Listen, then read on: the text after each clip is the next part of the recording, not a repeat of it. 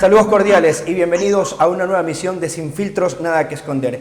Son muchos los temas que hoy flotan en el aire, interrogantes sin respuestas en busca de solución.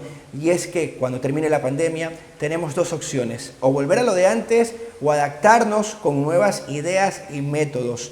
Y en esta interrogante no está exenta la educación, y peor aún cuando nos referimos específicamente a la parte anímica y al bienestar emocional de cada uno de los niños, niñas y adolescentes. Hay que tomar en consideración que a raíz de esta pandemia han quedado al descubierto ciertas problemáticas, como por ejemplo la desigualdad cuando hablamos de acceso a la educación, o por qué no el poco interés en medio de tantos temores que puede existir por uno u otro gobierno en tratar de hacer ese acompañamiento efectivo para que la adaptación del niño sea formidable. Aquí arrancamos una nueva emisión de Sin Filtros, Nada que Esconder. Bienvenidos y bienvenidas.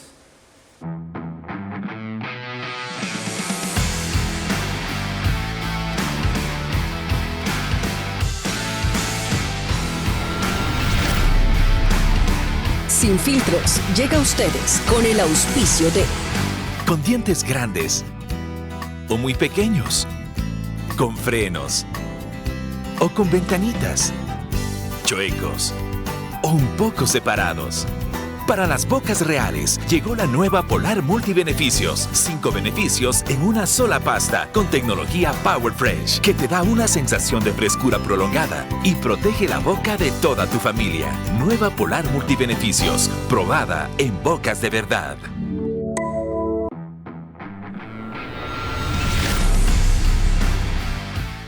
Un fuerte abrazo a quienes nos sigan a través de la señal de Global Digital TV en YouTube y en Facebook, a quienes están en la señal de Televisión Manavita y por supuesto a quienes también siguen la señal de Vito TVO a través del grupo TV Cable. Vaya que son diferentes matices cuando nos referimos a la educación en tiempos de pandemia, y justamente es el primer tema a abordar en el programa de hoy, direccionado a los padres, a la familia y a los niños que también están en medio de esta coyuntura tratando de entender muchas disyuntivas, preguntas, interrogantes y temas que son parte de la adaptación.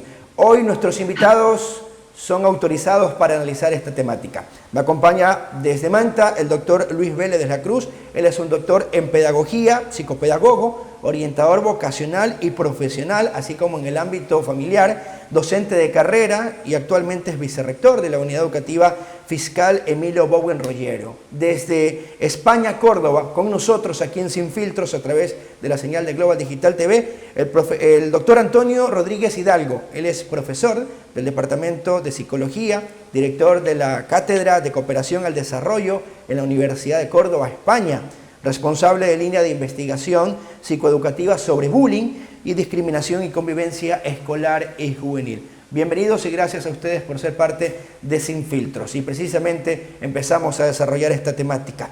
Es la pandemia mundial a causa del coronavirus el reto más importante que afronta la educación después de la Segunda Guerra Mundial. Doctor Vélez, bienvenido, buenas noches. Saludos cordiales a todos y muchas gracias por esta oportunidad de poder llegar pues con un mensaje de orientación pues que sirva a toda la colectividad. Es verdad, ¿no? Nadie se esperaba, pues esta fue una invasión súbita, intempestivamente, que nos cogió de sorpresa a todos, sin medidas, yo digo, me atrevo a decir, sin medidas preventivas. Pero, hablando precisamente de la educación, me atrevo a decir, la educación no conoce de barreras, la educación no conoce de fronteras. Y sobre esta pandemia, este problema a nivel mundial que se está viviendo, se pueden construir nuevos y mejores aprendizajes. ¿Qué nos toca a toda la humanidad? Desaprender para volver a construir nuevos aprendizajes y comenzar con un nuevo estilo de vida y, por supuesto, dentro del campo educativo. Desaprender para aprender es lo que nos plantea el doctor de la Cruz. Es la tendencia actual en la que se está desarrollando el mundo. Doctor Rodríguez, qué gusto saludarlo, bienvenido. Muy buenas noches, muchas gracias, señor Vázquez. Y buenas noches también, señor Vélez. Mi interrogante planteada es justamente respecto a la apreciación del doctor Vélez, desaprender para aprender. ¿Es lo que estamos viendo en la actualidad? Sin duda, nos toca reflexionar, nos toca afrontar y nos toca diseñar a medio y a largo plazo una educación de calidad y una educación inclusiva que llegue a todos y a todas. Creo sin duda que lo más importante que nos enseña esta pandemia en relación al campo educativo es que la educación debe de ser, como ha debido de ser siempre, inclusiva y que no genere brecha entre ninguno de los sectores poblacionales. Es muy importante que a lo largo del proceso de cambio, porque el proceso es necesario, hay que adaptarse a la nueva realidad y la nueva realidad ha venido para quedarse, al menos durante un tiempo hasta que existe una vacuna que nos permita desarrollar una vida lo más parecida a la vida que conocíamos anteriormente a la pandemia. En el ámbito educativo... Vamos a tener que hacer un esfuerzo y ese esfuerzo educativo va a tener que ver mucho con que no haya brecha, con que no haya brecha digital, con que no haya brecha educativa y con que sectores de la población no se queden desenganchados de ese proceso. Es vital que los chicos y chicas tengan la oportunidad de formarse, de educarse, a pesar de estar en un periodo crítico, porque eso despierta ilusión, motiva, sin duda beneficia a la salud psicológica y a la salud social y, por supuesto, generará posibilidades para no solo afrontar la pandemia, sino intentar, en la medida de lo posible, salir reforzados hacia el futuro. Justamente en esa línea de la adaptación, doctor Rodríguez, ¿qué ha sido lo más complejo de asimilar en medio de esta nueva modalidad de estudio? Quizás el gran reto ha estado en ese aspecto que he señalado anteriormente, en intentar paliar posibles brechas que se van abriendo. Tenemos que tener en cuenta que prácticamente ningún país estaba expectante a que esto tuviera el impacto que finalmente está teniendo. En este sentido, los sistemas educativos, las unidades educativas, las distintas modalidades de educación, incluso la universidad, cuando no era una modalidad virtual o a distancia, desde el principio, estamos teniendo que hacer un gran esfuerzo para adaptarnos rápidamente a la nueva realidad. Eso ha incorporado riesgos y ha incorporado, sin duda, que se produzcan desfases. Esto también lo ha agravado la situación de emergencia sanitaria, que también es una crisis humanitaria y una crisis laboral, una crisis económica también en el fondo. Y esto hace indudablemente que muchos sectores de distintas poblaciones, de distintas sociedades, sean más vulnerables y estén realmente teniendo más riesgos de desenganche los chicos y las chicas del sistema educativo. Y quizás ahí es donde de verdad tenemos que hacer un verdadero esfuerzo en diversificar las estrategias para poder llegar a todos y a todas y que todos tengan y pueda cubrirse su derecho a la educación. Doctor Vélez, este nuevo proceso de enseñanza-aprendizaje sin duda trae consigo muchas líneas en cuanto a retos. ¿Cuál ha sido el más importante en medio de esta adaptación? El más importante ha sido replantear un currículo que nosotros lo teníamos planificado, ¿no? O en muchas instituciones, y creo que a nivel mundial ha sido así, ¿no? Un currículo ajustado a cada uno de los contextos, ¿no? De las naciones y especialmente del nuestro. Y hubo que el equipo técnico pedagógico tuvo que apresurar los tiempos y hacer un cambio, porque el primer reto es plantear o presentar una educación con un nuevo modelo pedagógico, que ya en parte estaba ya en un currículo anterior, pero a veces no se lo aplicaba como debía ser. Hablamos del constructivismo y hoy una de las grandes posibilidades con esta educación, nuestro plan se llama, hablando de nuestro país, aprendiendo juntos en casa. Entonces, ¿qué se está fomentando con esto? Primero, se fomenta la creatividad, la iniciativa, la innovación y un aprendizaje autónomo.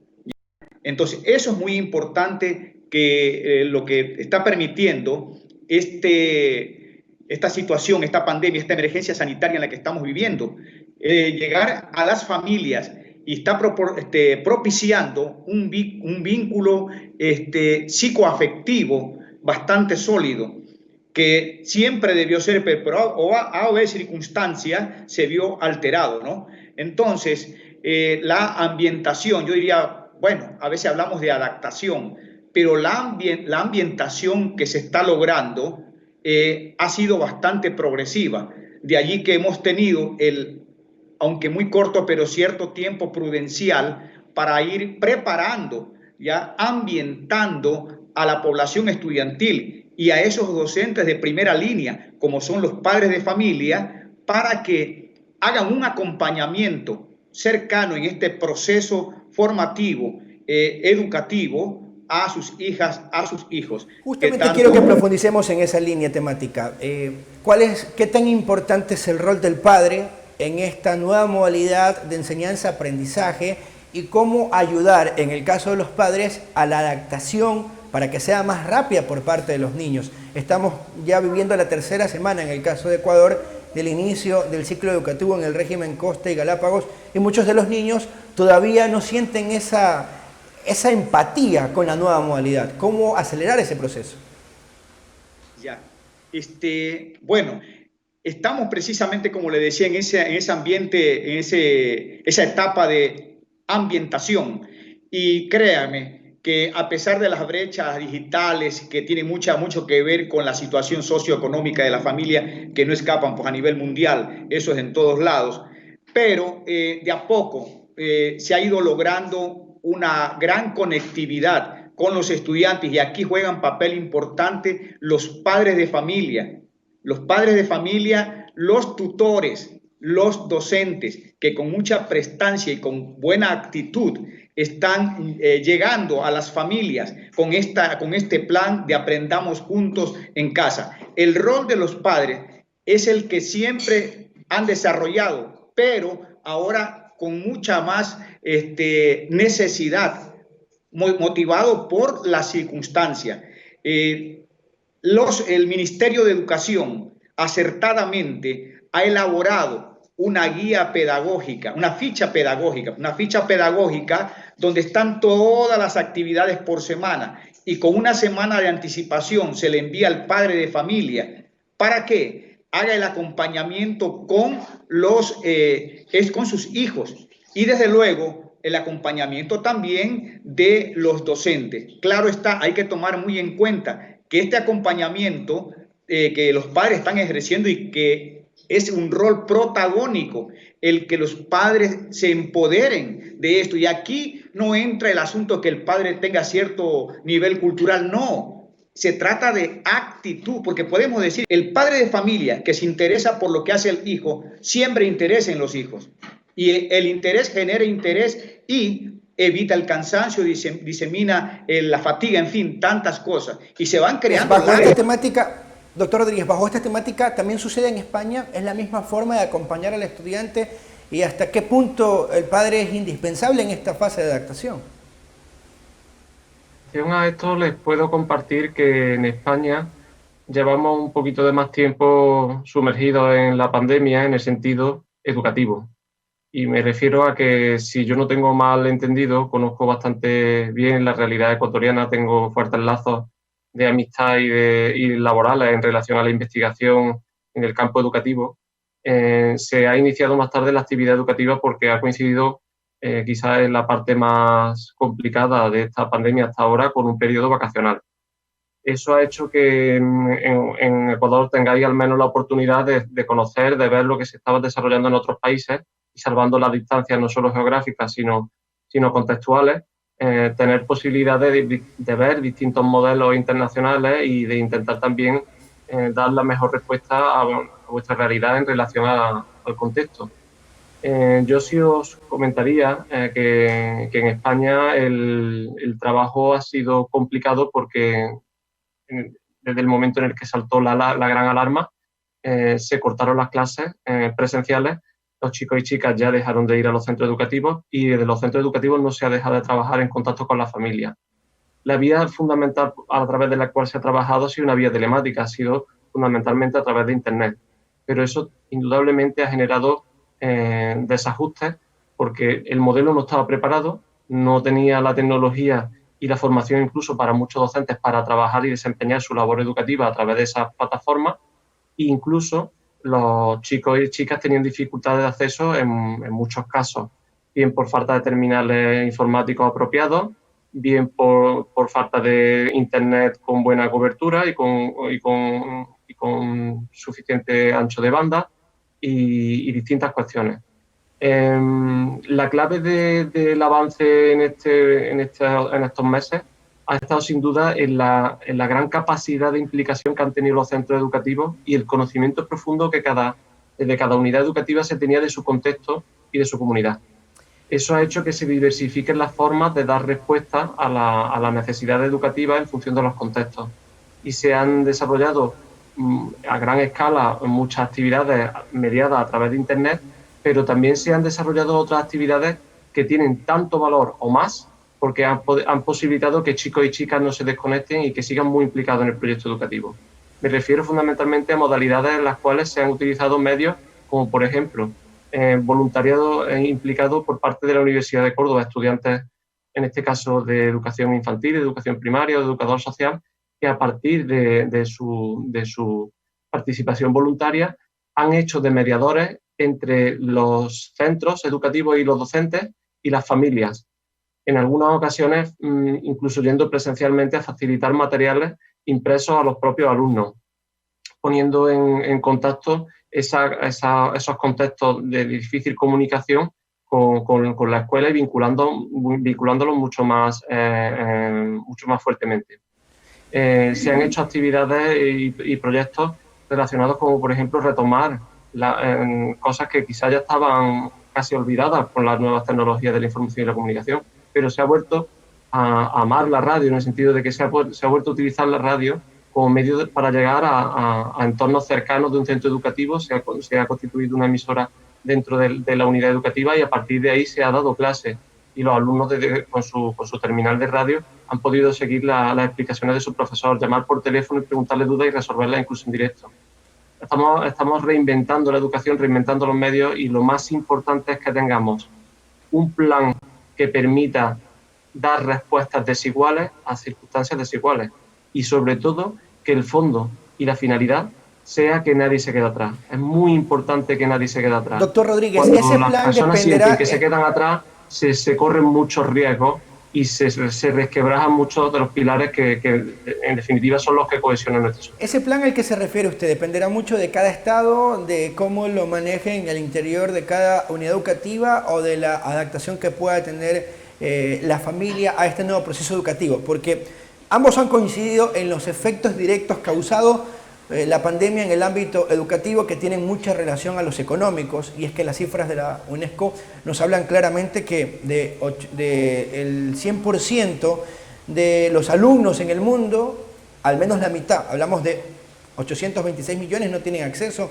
a una computadora, y hablamos de 706 millones que no tienen acceso a un internet, hablamos del 46% de los alumnos en el mundo.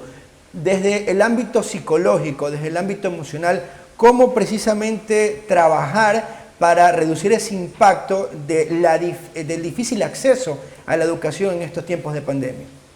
Usted ha descrito muy acertadamente distintos niveles de concreción, de apoyo, de actividad educativa, de currículum, en definitiva, de cómo vehiculizar la educación desde el diseño, desde el macrodiseño a lo que realmente disfruta, percibe y de lo que puede participar el niño. Todos somos responsables, todos somos corresponsables de esta tarea, pero indudablemente el Estado tiene una gran misión, una gran labor, porque marca unas pautas, porque dispone de unos medios y tiene que poner esos medios en juego para que nadie se quede atrás. A partir de ahí todos tenemos que sumar, sin duda, pero indudablemente la planificación en la generalidad de la parte del Estado competente en estas materias, de la parte de las instituciones competentes y por supuesto de las unidades específicas, eso es clave. Y la labor de los docentes, por supuesto, es esencial, pero también la labor de las familias, padres, madres o personas responsables de los menores, pues sin duda va a tener ahora mucho más valor que antes.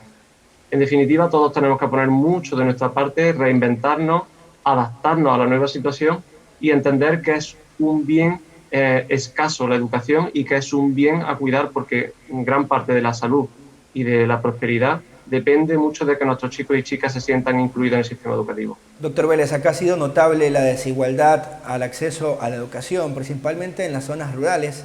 Historias y bastante lamentables las que hemos conocido en las últimas semanas. Precisamente cómo reducir los efectos de la parte emocional para aquellos que no están en igualdad de condiciones.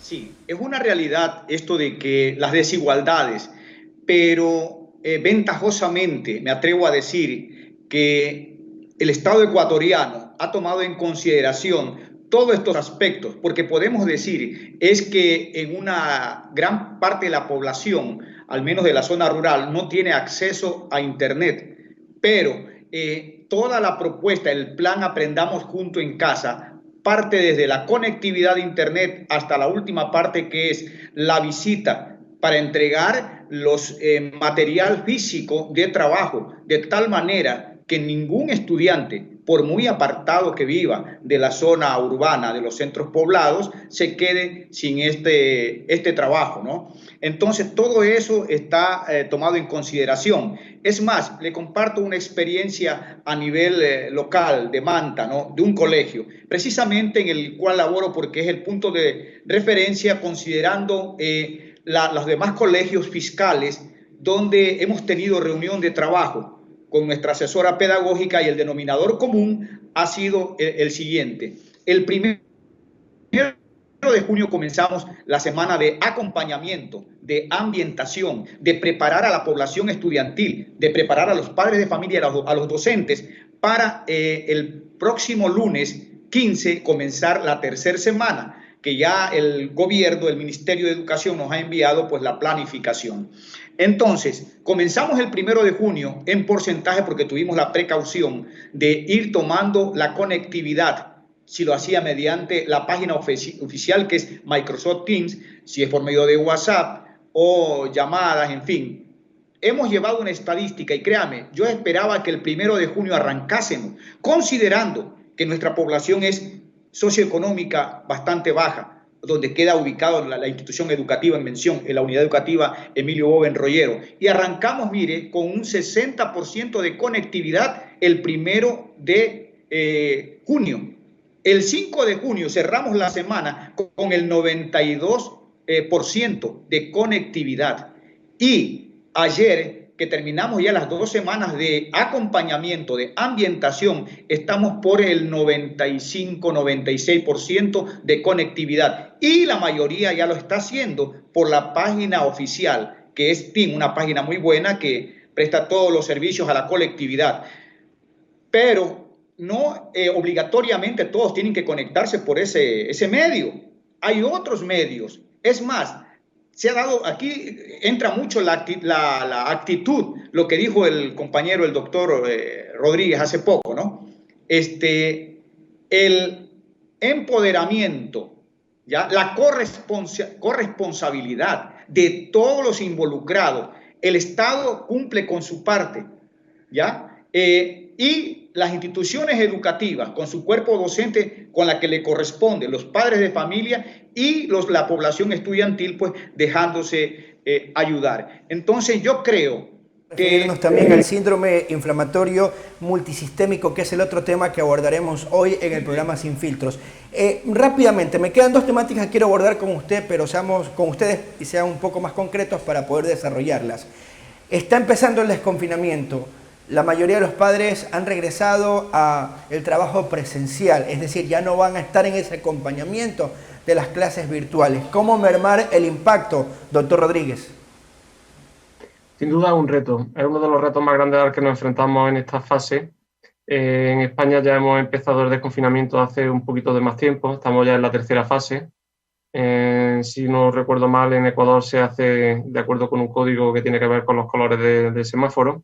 Aquí estamos en la fase 3, la última fase, y luego entramos en lo que se ha venido a denominar de una forma, curiosa, la nueva normalidad. Hacia la nueva normalidad estamos intentando caminar todos. Hay que decir que ha sido también muy complicado para personas que hemos teletrabajado desde casa y afortunadamente hemos podido mantener mucho nuestro empleo teletrabajando. Otras muchas familias han pasado y están pasándolo muy mal, están pasando muchas dificultades económicas. Y de ahí se derivan otro tipo de dificultades porque han perdido su trabajo al no poder salir a trabajar desde su domicilio, y han tenido también a chicos en casa y no han tenido la posibilidad incluso muchos de poder pagar la factura para poder tener internet. En este sentido, puedo poner ejemplos en los que se ha facilitado por parte de entes gubernamentales o de ONG medios tecnológicos, incluso cobertura a través de Internet, facilitando esto como un medio, entendiendo que eso es un medio básico para cubrir derechos básicos. Perfecto, doctor Vélez. En el caso ¿no? Dificultad en afrontar esa realidad y vamos a tener que reinventarnos. Soluciones claras no le puedo facilitar una, porque cuando no hay personas adultas que puedan supervisar a niños y los niños no pueden ir a la escuela, finalmente la solución que suelen tomarse es que abuelos, que padres, madres de sobrinos y otros familiares, pues de alguna forma, entre todos, hagamos un poco comunidad, pero no es fácil. Yo quería también apuntar alguna cuestión antes de que vayamos terminando, que creo que realmente la educación tiene que reinventarse, y en ese reinventarse la vuelta a la nueva normalidad tiene que llevarnos, en la medida de lo posible, a las aulas con seguridad, con distancia de seguridad, y por supuesto no cubriendo todo el aforo de las aulas, que es una de las medidas que se está barajando aquí, y llenar la aula solo al 50% y hacer tandas en las cuales chicos y chicas vayan teniendo contacto también presencial en las escuelas. Y yo iría un poquito más allá. Yo creo que debemos de reinventar la educación, sobre todo a trabajar en espacios más seguros. Si los centros educativos no cumplen las condiciones bien de ventilación, bien de salubridad para garantizar estas cuestiones, debemos de intentar también, ¿por qué no?, dar clases en otros contextos abiertos, más aireados, porque se sabe también que cuando la carga vírica es baja, la posibilidad de impacto de contagio del coronavirus es mucho menor. Y ¿por qué no? Tenemos que salirnos de las clases, tenemos que salirnos del formato tradicional y tenemos que reinventarnos en otros formatos, no solo el digital, sino también el presencial en sitios abiertos, que tampoco es tan descabellado. Doctor Vélez, existe mucho temor, existe ansiedad, existe incertidumbre. No olvidarnos lo que ha provocado este aislamiento que en realidad hoy se sigue viviendo, pero hay una vertiente que empieza a tomar fuerza en Ecuador y es precisamente las clases semipresenciales. ¿Qué aspectos hay que considerar para identificar desde lo psicológico si estamos listos o no, si hay esos otros aspectos a los cuales me refería? Sí, en primer lugar, pues la educación y todos los actores del proceso educativo debemos romper paradigmas frente a nuevos requerimientos, frente a un nuevo estilo de vida.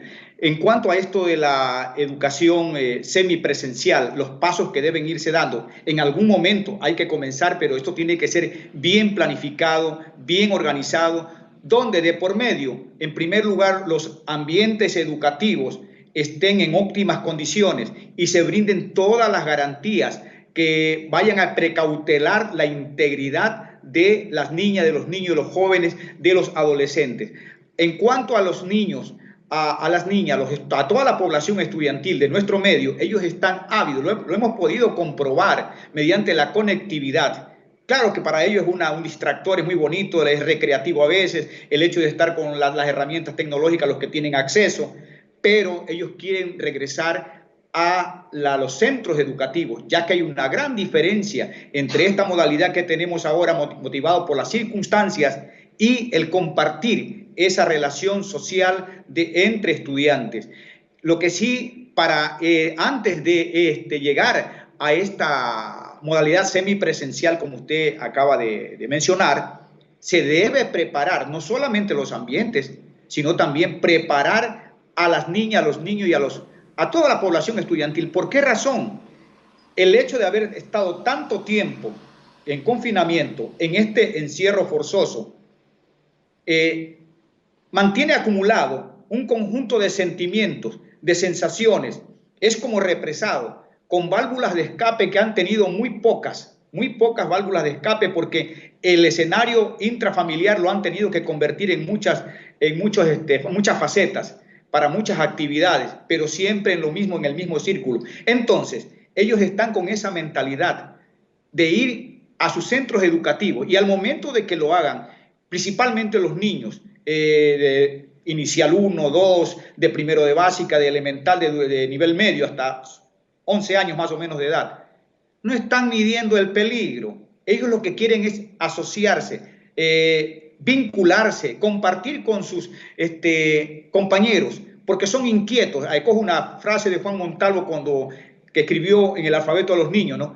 Los niños son como las estrellas en el firmamento, así de inquietos, así de titilantes. Entonces, hay que preparar los ambientes, preparar a la población estudiantil para que dosificadamente vayamos incorporándonos a los centros educativos, pero a la vez, ¿no?, en cuanto al control de sus reacciones, de su comportamiento, ¿no? Y ahí juega papel importante los padres de familia, que son los primeros educadores, los docentes, las autoridades y el Estado mismo, ¿no?, que debe ir planificando ya desde ahora, y supongo que se está haciendo eso, se está previniendo toda esta situación para esta etapa que se nos viene y que debemos hacerla, porque no nos vamos, hace poco el doctor Rodríguez puntualizaba, esto es para mucho tiempo y tenemos que aprender a convivir ya una nueva etapa, un nuevo estilo de vida. Sí, y es así como la educación justamente busca ese tema de reinventarse, y es que hay nuevos parámetros en cuanto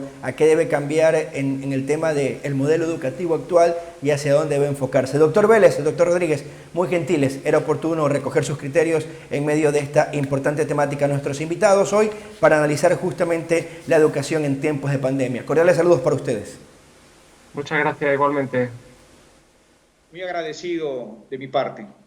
Ustedes saquen sus propias conclusiones en casa en cuanto a los temores y lo que puede representar un retorno a las aulas en medio de esas relaciones interprofesionales o interpersonales a las cuales hacían referencia nuestros invitados, y también ir de a poco adaptándose a la nueva normalidad que representa también en medio de la educación esta pandemia. Hacemos una pequeña pausa, tenemos una recomendación, pero continúe con nosotros porque al volver, el síndrome inflamatorio multisistémico relacionado con el COVID-19 y con similitudes con el Kawasaki, la nueva enfermedad que está atemorizando al mundo. La revisamos aquí en Sin Filtros. Con dientes grandes o muy pequeños, con frenos o con ventanitas, chuecos o un poco separados. Para las bocas reales llegó la nueva Polar Multibeneficios. 5 beneficios en una sola pasta con tecnología Power Fresh que te da una sensación de frescura prolongada y protege la boca de toda tu familia. Nueva Polar Multibeneficios, probada en bocas de verdad.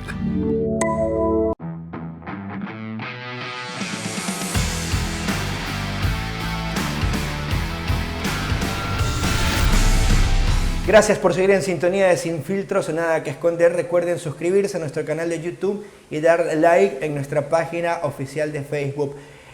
Tal como lo habíamos anunciado, vamos a hablar en esta segunda parte de nuestro programa del síndrome inflamatorio multisistémico. Y es que en abril varios investigadores de países con altos números de casos de COVID-19 reconocieron un nuevo síndrome inflamatorio que afecta principalmente a los niños y que tiene mucha similitud con el Kawasaki.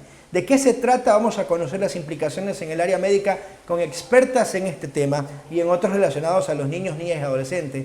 Agradezco la gentileza y nos atienden hoy acá en Sin Filtros la doctora Carla Solórzano, ella es neumóloga pediatra, así como la doctora Jessica Alchundia, ella es neumóloga pediatra, y la doctora Suseti Salazar, cardióloga pediátrica. Actualmente las tres forman parte del Hospital de Especialidades de Puerto Viejo, centro reconocido como centro de contención para pacientes con COVID-19, pero además las tres son especializadas en la Universidad de Buenos Aires, Argentina, en el Hospital de Niños Ricardo Gutiérrez. Doctora Solórzano, bienvenida, un cordial saludo. Partamos realizando puntualizaciones. ¿Es un síndrome o una enfermedad? ¿Y por qué se la cataloga rara? Bienvenida. Está definido como un síndrome inflamatorio multisistémico. ¿Por qué? Porque afecta múltiples sistemas del organismo, compromete tanto como piel y mucosas, compromete el aparato digestivo, el sistema cardiovascular está muy afectado, en algunas ocasiones vemos compromiso pulmonar también, y así varios órganos dependiendo de la severidad del caso. Es raro porque en realidad es de aparición reciente y está asociado a este nuevo virus, que es el SARS-CoV-2, la enfermedad del COVID-19. Por eso se lo asume como una enfermedad rara, porque es, digamos, de reciente aparición o reciente diagnóstico. Doctora Alchundia, se la asocia e incluso se la compara con el Kawasaki y con algunos de los síntomas del COVID-19. ¿Cómo diferenciarlos? ¿En qué radica justamente esta similitud también? Bueno, estos niños lo que tienen como factor común es la infección por el COVID-19, ¿sí? Tienen antecedentes de haber tenido contacto o haber tenido cuadros que son más típicos, más conocidos dentro de la enfermedad producida por la infección del SARS-CoV-2. Es un nuevo síndrome, como dijo la doctora Solórzano, ¿sí? Se asocia a este nuevo cuadro emergente que aparenta ser el síndrome inflamatorio multisistémico, que llamamos atemporalmente asociado a COVID, pero también se puede presentar como un shock tóxico o también se puede presentar, si cumple todos los criterios, como una enfermedad de Kawasaki. O sea, en realidad es a 3 entidades o 3 manifestaciones clínicas nuevas que tiene. El Kawasaki, bueno, tiene ciertos criterios, cuando lo cumplen todos lo llamamos así. Las características comunes de estos niños es que empiezan, después de haber tenido cuadros clínicos parecidos al COVID, días posteriores o semanas posteriores, debutan con fiebre y dolor abdominal, muchas veces confundidos con apendicitis, o también cuadros que aparentan ser más dengue con signos de alarma y que es mucho más frecuente en nuestro medio. Entonces, de ahí viene lo que es la barrera diagnóstica que tienen algunos médicos, y bueno, en estos tiempos de pandemia, tanto en nuestro país, que es endémico, tanto el dengue, el paludismo, entonces ahora incluir lo que es el síndrome inflamatorio multisistémico asociado a COVID. Doctora Salazar, partiendo de lo manifestado por la doctora Alchundia y con el fin de proporcionar una verdadera identificación y de forma oportuna de lo que puede significar este síndrome inflamatorio multisistémico, ¿cómo podemos caracterizar la enfermedad de forma adecuada dependiendo de los cuadros que se vayan presentando en el ámbito clínico, como ya lo detallaban? En realidad, lo diferenciamos del síndrome inflamatorio en la presentación de los pacientes en cuanto a la edad. En realidad el Kawasaki se presenta entre pacientes de 1 año a 5 años, obviamente puede haber presentaciones en niños menores de 1 año, incluso mayores a 5. Pero lo que hemos visto nosotros es que el síndrome inflamatorio multisistémico generalmente se presenta en niños mucho más grandes, edades comprendidas entre 7 años a 14 años. La sintomatología sí es similar, ambos pueden presentar fiebre, dolor abdominal, náuseas, lesiones en la piel, afectaciones cardiovasculares. En realidad la presentación de la enfermedad de Kawasaki generalmente es más, presentan inyección conjuntival o alteraciones en la piel, en cambio el síndrome inflamatorio lo que hemos visto es que más es presentación gastrointestinal, en realidad, y ambas pueden causar afectación a nivel cardiovascular. En el caso de Ecuador, ¿esa tendencia se mantiene de los casos que han podido ustedes ya tratar en cuanto a las edades? ¿Esa diferenciación se sigue manteniendo? Sí. Acá es lo que nosotros hemos visto, en realidad sí, el síndrome inflamatorio lo hemos visto en niños un poco más grandes, edades comprendidas entre 7 y 14 años. Solórzano, ¿a qué se debe este comportamiento, este tipo de reacciones exageradas en el sistema de un niño? En realidad lo que ocurre es una respuesta inflamatoria severa en el organismo del niño, es una respuesta inmunológica que hacen los pacientes, no está muy clara cuál es la causa. Pero lo que sí se ve es que cuando hacemos los exámenes en laboratorio nos demuestran que tienen todos los reactantes inflamatorios realmente elevados y esto se manifiesta con los síntomas clínicos que tiene el paciente. Causa específica aún se están estudiando, como digo, no hay nada claro, si bien es cierto, se plantean una serie de mecanismos, pero realmente no está nada muy definido hasta el momento. Justamente hoy en día no se conoce en realidad a profundidad ni las causas ni lo que puede conllevar a futuro este síndrome inflamatorio multisistémico, pero hoy en la actualidad, en medio de esa incertidumbre que puede generar, ¿qué les preocupa a ustedes como especialistas? Principalmente nos preocupa es que no se dé el diagnóstico temprano. No solo por falta de sospecha de la parte médica ahora, sino más bien porque los padres puedan tal vez acudir tarde a la consulta, ya que ahora los padres tienen temor a acudir a los hospitales por la parte de que estamos viviendo por esta infección de COVID-19. Entonces hay ciertos signos de alarma que tienen que hacer pensar a los padres en acudir sí o sí. En la mayoría de los casos, los niños que hemos tenido tuvieron signos o síntomas 2 semanas antes, previos a su hospitalización. Entonces, como era un poco desconocido el tema, en ese momento se pensó en otra causa distinta al COVID, pero sin embargo es una complicación postinfecciosa el síndrome inflamatorio multisistémico. Entonces, por mucho que en casa haya habido infecciones por COVID en padres, familiares, y que de por sí piensen que el niño también ya lo tuvo, siempre posteriormente, ante los signos que indicó la doctora Salazar, que empiece de fiebre, dolor abdominal, el rash, vómitos, diarreas, náuseas, siempre hay que acudir en estos momentos que estamos viviendo a la emergencia para poder dar el diagnóstico temprano, porque el tratamiento temprano también incide mucho en el pronóstico de estos niños. Doctora, ¿esos síntomas o esos signos de alarma pueden irse presentando progresivamente? ¿Aparece uno más rápido que otro? ¿O cuál es la presentación dentro del paciente? El 100% de los pacientes que hemos visto hasta ahora, el principal síntoma común ha sido la fiebre. Fiebre seguido de dolor abdominal, y algunos pacientes presentaron deposiciones diarreicas. Lo que sí es que hasta ahora la literatura lo que nos menciona es que después de haber tenido la infección por COVID puede aparecer entre un promedio de 6 a 8 semanas posteriores a esta infección. O sea, no es porque el niño no tuvo COVID, ya tuvo COVID y se curó aparentemente, incluso por laboratorios, no es que no puede presentarlo. Se considera, por eso le digo, una complicación postinfecciosa, que puede aparecer de forma tardía. Pero doctora Solórzano, ¿no es necesario que el niño, niña o adolescente haya tenido COVID-19 para luego pasar al síndrome inflamatorio multisistémico, o lo han detectado ustedes sin necesidad de haber tenido una relación con alguien positivo para COVID? ¿Cómo singularizamos justamente este procedimiento? En todos los casos que hemos tenido, en realidad han habido pacientes que han tenido muestra positiva, un hisopado, que es la prueba que se hace a través de la naricita del niño, pero no es lo más frecuente. Otros pacientes, en su mayoría, lo que se observa, que coincide con las estadísticas a nivel mundial, es que lo que han tenido es una serología positiva, una IgG positiva, que en teoría nos indica que el paciente ya tuvo en algún momento el virus.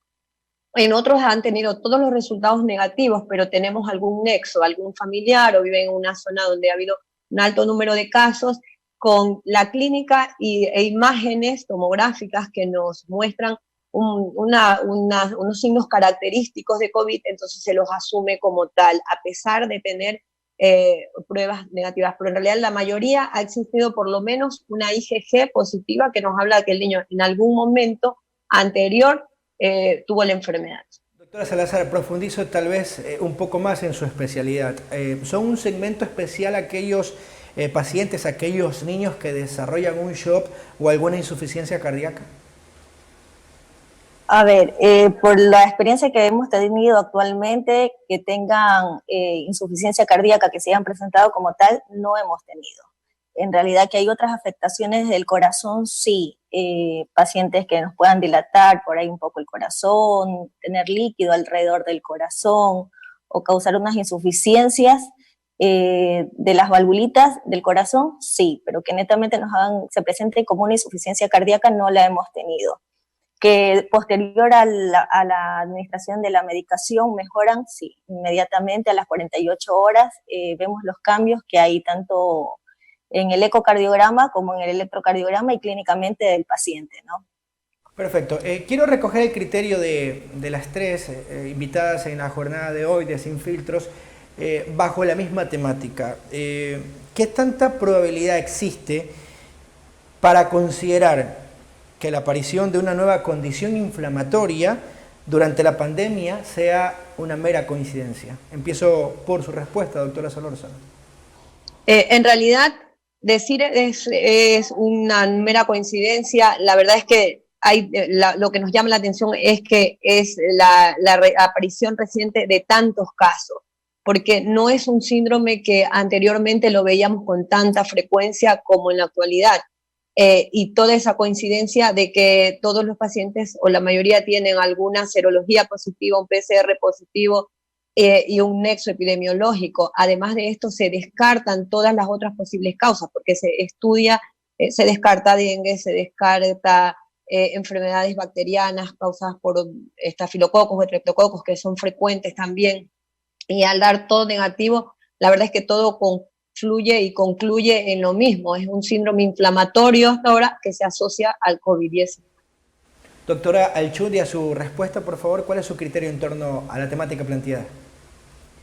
Respecto a la incidencia del Kawasaki, en algunos países está de 1 en 6.000, en 1 en 20.000, en otros países. Entonces, esto es lo que se ha visto, se sospechó en esto, es por el aumento de los casos, y todos estos niños encuadraban en un criterio, como criterio diagnóstico, que tenían el nexo epidemiológico al COVID-19. Como explicó la doctora Solórzano, uno de los criterios diagnósticos para sospechar en este caso, como de este diagnóstico, es, aparte del nexo epidemiológico, es haber descartado cualquier otra causa posible. Entonces, en este niño no es que directamente se dice es esto y nos centramos a eso, no, se hacen varios estudios complementarios, y una vez que se descarte cualquier otra posible causa, entonces se encasilla como un síndrome inflamatorio multisistémico asociado a COVID, y si cumple criterios completos de Kawasaki, como Kawasaki asociado a COVID. Entonces, en ese momento es que ya se asume el cuadro como tal. Así que no parecería una coincidencia que justo en estos tiempos de pandemia, la incidencia de esta enfermedad o de estos síndromes era mucho más baja antes del COVID. Si descartamos otras causas, es el diagnóstico que tenemos ahora. Doctora Salazar, ¿algo que argumentar respecto a esto? No, en realidad, como lo han dicho las doctoras, tienen que, no es algo por casualidad, creo que está asociado a la inflamación que este virus está produciendo, en este caso en la población pediátrica, que afecta a algunos órganos, pero en realidad yo creo que lo principal es acudir a tiempo para que estos niños no evolucionen a otras complicaciones que puedan presentar. Yo sé que los papás por ahí tienen miedo de llevarlos al hospital, pero con las pautas que se les dieron anteriormente, creo que deberían de acudir, ¿no? Para evitar complicaciones posteriores. Este síndrome fue señalado por primera vez en el mes de abril en el Reino Unido, y ya en este mes, en el mes anterior encendió las alarmas la Organización Mundial de la Salud. Esas alarmas que enciende el ente regulador de la salud en el mundo es porque en realidad nos enfrentamos a un grave problema más allá de vivir en medio de una pandemia con este síndrome inflamatorio. Doctora Solórzano. Creo que actualmente la Organización Mundial de la Salud está ya tomando cartas en el asunto, y es importante la notificación de casos, es importante que la población sepa, a veces para evitar el miedo social que ocurre cuando hay conocimiento de ciertos casos, guardamos información, y eso en realidad a nosotros como médicos, como profesionales, nos juega en contra, porque significa que se subdiagnostica, se pierden casos o que los pacientes llegan demasiado tarde. En varios países de Latinoamérica ya han existido muchos casos, el Ecuador no se está quedando atrás, tenemos varios casos ya que son de reporte epidemiológico. Y creo que por ahora vamos por buen camino, una vez que sabemos que la enfermedad está y podemos empezar a actuar a tiempo y a estudiar y tratar a estos pacientes. En su caso, ¿cuántos de manera particular les ha tocado atender? ¿Y en qué instancia del síndrome llegaron a su consultorio? Los pacientes, en realidad las consultas presenciales arrancaron hace poquito. Hay muchos pacientes que son leves y pueden ser manejados ambulatoriamente, pero la verdad que son muy pocos. Los pacientes complejos todos llegan directamente a áreas hospitalarias o referidos de otros hospitales. En cuanto al número de casos, la verdad que no podemos hacer una información tan pública en este momento porque se maneja directamente desde el ministerio. Perfecto. Doctora Alchundia, ¿qué ha sido lo más complejo de entender en medio de esta pandemia, de este nuevo síndrome, ya cuando está en la práctica? Es decir, poder examinar al paciente y de esa manera determinar su cuadro clínico. Lo más complejo o el desafío diagnóstico es que nuestro país es endémico para dengue y muchas veces nos podemos confundir en los signos y en los síntomas que presenta el paciente. Entonces, ante un paciente que llega a una zona endémica con edema o hinchazón a nivel de párpados, de manos, de pies, con fiebre persistente, obvio, el médico que lo recibe va a pensar en un dengue, y si tiene derrame pleural, que se ha presentado en los niños, también se presenta en el dengue. Entonces, más va los antecedentes de nexo epidemiológico, más ciertos estudios complementarios por laboratorio que nos indican que no se trata de esto, sino de esta nueva entidad o este síndrome emergente. Entonces, ahora sobre todo es un rehistoriar al paciente, es fijarnos en los detalles que nos llevan al diagnóstico correcto y a la terapéutica temprana. Doctora Salazar, ¿su criterio respecto a esta situación? Como somos más endémicos por dengue, creo que por ahí puede haber un poco de confusión en cuanto a eso, pero creo yo que si el paciente llega tempranamente al centro hospitalario, se podrá hacer, creo que, un diagnóstico, y yo creo lo más importante es evitar alguna complicación que ese paciente pueda tener, ¿no? Doctora, empezó el desconfinamiento, y empiezo por usted, doctora Salazar. ¿Sigue latente el peligro para los niños? Muchos todavía siguen en clases virtuales, nos piden que sean parte del aislamiento en el caso de ellos, y de manera particular no del distanciamiento social o físico aún. ¿Cuáles son los principales temores que aparecen en el entorno, principalmente para ellos que son vulnerables? Mire, en realidad el confinamiento comienza ahora, y yo creo que para los chiquitos tienen que seguir en casa. En realidad la mayoría de los niños son asintomáticos, ¿no? Y los que llegan a presentar el síndrome inflamatorio, no sabemos si van a ser todos o qué cantidad de la población pediátrica. Por ende, yo creo que los pacientes pediátricos deben quedarse en casa, los niños no deben de salir, en realidad por el riesgo que puedan presentar posteriormente, ¿no? A pesar de que la mayoría puedan ser asintomáticos. Doctora Alchundia, los riesgos para los niños en medio de esta pandemia y con otras enfermedades, y en este caso síndromes que estamos enfrentando, ¿cuáles son? Bueno, hasta ahora otro factor común, gracias por la pregunta, de estos niños que presentan síndrome inflamatorio es que han sido niños previamente sanos. O sea, no son niños que han tenido condiciones de comorbilidad como los adultos, en los cuales podemos decir, bueno, tiene un pronóstico no tan bueno si tiene ciertas comorbilidades. En estos niños que se han presentado hasta ahora, de los que hemos visto, han sido previamente sanos todos, no tienen enfermedades pulmonares crónicas, no tienen cardiopatías.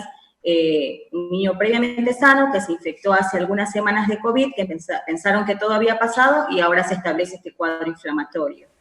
Entonces, por eso también el concepto que dice la doctora Salazar, es muy bueno que estos niños se mantengan todavía en lo que es el distanciamiento, permanezcan en sus casas, porque no sabemos quiénes son los que están más predispuestos a realizar este tipo de complicaciones o este cuadro que es un poco más severo.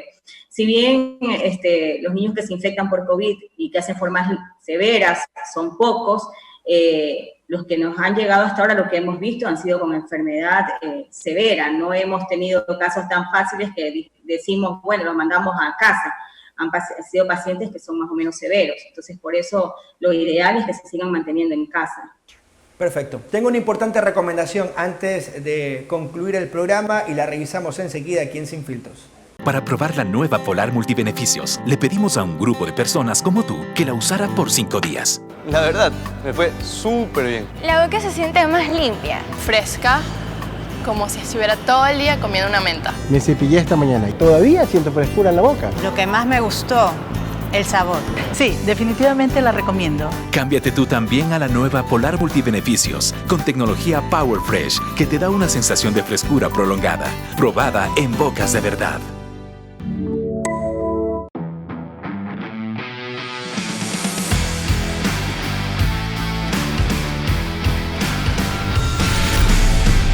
Doctora Solórzano, su recomendación final, no solo para los padres, sino también para los niños que de pronto hoy en casa están observando este programa, para que no cause temor ni tampoco mucha incertidumbre en medio de una pandemia esta nueva patología que aparece?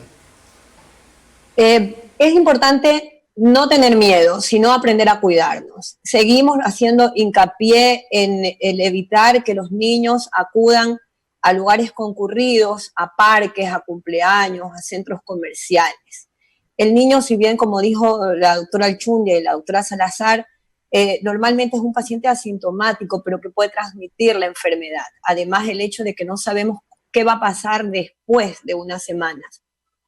El lavado de manos es fundamental, aprender a los niños desde ahora, enseñarles el lavado de manos, más de 20 segundos, pueden cantar el cumpleaños feliz 2 veces, mientras se lavan con abundante agua y jabón, antes y después de comer, antes y después de ir al baño, a tocar cositas que vengan de afuera, el lavar las superficies con agua con cloro, hacer lavado de los juguetes también, que no los debemos dejar de lado, porque es lo que los niños manipulan. Los niños tienen que salir exclusivamente para cosas importantes. Una de esas cosas son las visitas médicas que no deben ser más que para cosas de emergencia. Las visitas de control en este momento se limitan a los niños más chiquititos.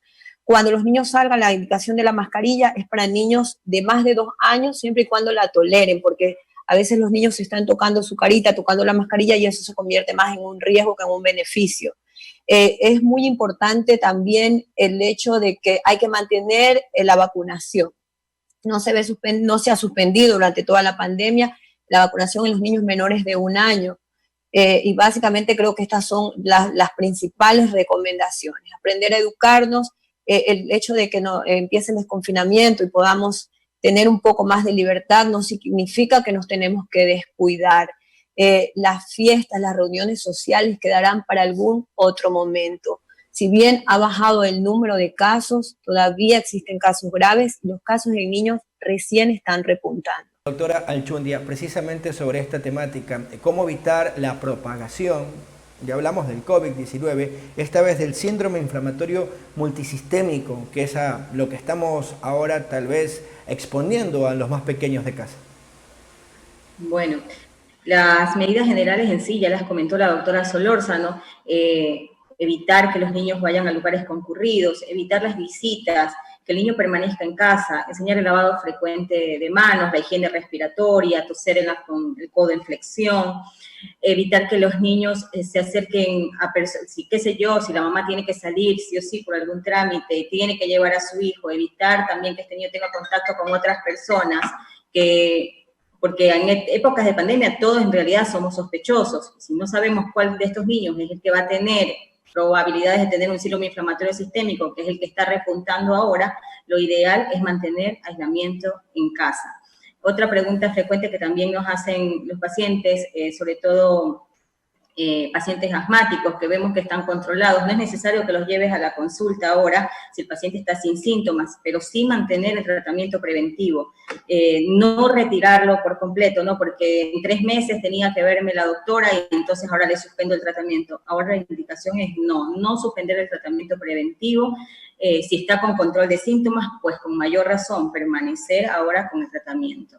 Salazar, precisamente, ¿qué recomendaciones puede efectuar para aquellos que tienen enfermedades preexistentes antes de la pandemia y que pueden tener cierto riesgo en el tema del síndrome inflamatorio multisistémico, principalmente en aquellas enfermedades cardiológicas? En cuanto a los pacientes con cardiopatías congénitas, si estos pacientes se mantienen con su medicación y no tienen ninguna descompensación, no deberían de acudir al hospital. Salvo pacientes que tengan una descompensación hemodinámica, obviamente tendrían que ir a ser valorados por su cardiólogo. Estos pacientes deben de mantenerse dentro de casa. Recordar algo, el niño no debe de salir. Si el chico no sale, el chico no se va a contagiar, ¿entienden? Porque estos niños son asintomáticos, pueden ellos ser portadores y contagiar a otros. Pero en realidad estos niñitos deben de estar en casa. No creo que tendrían que salir, no tienen motivos. Y los padres, obviamente, si les va a tocar hacer salir por algún motivo, protegerse para no contagiarse fuera, ¿no? Gracias por su comparecencia a Sin Filtros. Era oportuno recoger sus criterios y orientar a nuestra gente e invocamos lo que ha pedido la Organización Mundial de la Salud, que colaboremos para comprender y entender de una mejor forma y de una forma más rápida a este síndrome infantil. Es nuestro aporte hoy en Sin Filtros, nada que esconder. Nos reencontramos en una próxima oportunidad. Recuerde suscribirse en nuestro canal de YouTube, dar like en nuestra página de Facebook, activar su campana y seguir constantemente nuestras diversas programaciones a través de Global Digital TV. A quienes nos han seguido en la señal de Televisión Manavita y de igual forma en la señal de Vito TVO, un cordial saludo. Nos reencontramos en una próxima oportunidad.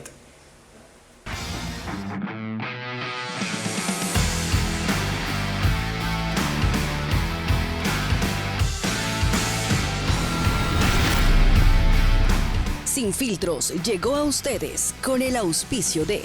Para probar la nueva Polar Multibeneficios, le pedimos a un grupo de personas como tú que la usara por 5 días. La verdad, me fue súper bien. La boca se siente más limpia, fresca, como si estuviera todo el día comiendo una menta. Me cepillé esta mañana y todavía siento frescura en la boca. Lo que más me gustó, el sabor.